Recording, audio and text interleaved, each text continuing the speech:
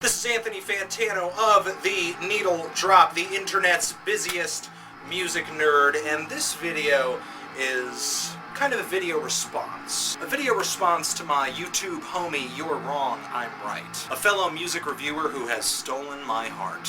Him and I are mutually into drone music, so he said, yo, bro, my homie, my YouTube BFF, what do you think of the album Earth 2? In all honesty, this album changed the way I listen to music. You see, before I heard about Earth, I had listened to the band Sun, and I didn't actually like them. It wasn't until I scoped this LP that I actually got it. I'm into a lot of different kinds of weird, underground music, and then I just sort of decided to say, well, let's just see what underground metal has to offer. And one of the first albums I came across just happened to be one of the weirdest. Before Earth 2, I had never been into something that just had so much low-end heaviness. And I know the question may be in your head, does he like Earth more, or does he like Sun more?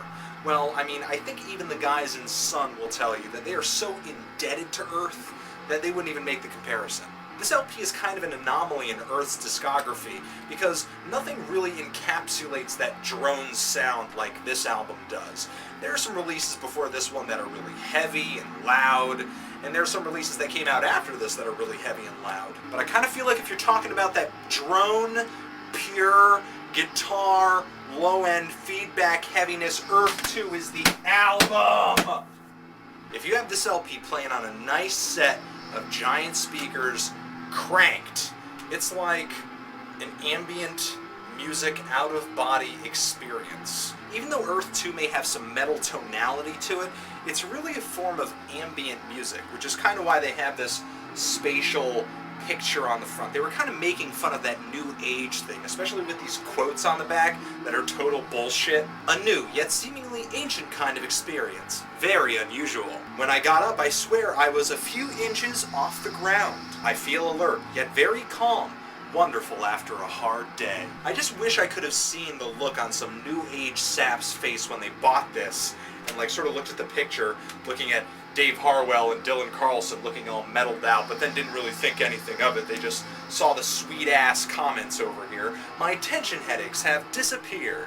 And then brought it home, put it on the CD player, and their jaw dropped so hard that it just flew off their face and then they bled to death because this is too hardcore for some new age hippie. So make no mistake about it, this is a form of ambient music, but the thing is, to someone like Brian Eno, who is one of the pioneers of the genre, ambient music was kind of like furniture music, something that just sort of was repetitive, so you didn't really need to pay attention to it too hard, and in terms of volume, just sort of sat in the background. This is repetitive, so you don't really need to pay attention to the structures too hard, but the thing is, it's so loud, or it should be played so loud, that you can't possibly ignore it, and shaking your organs, and making you have to go to the hospital. And I'm going to loop this into a question of the week.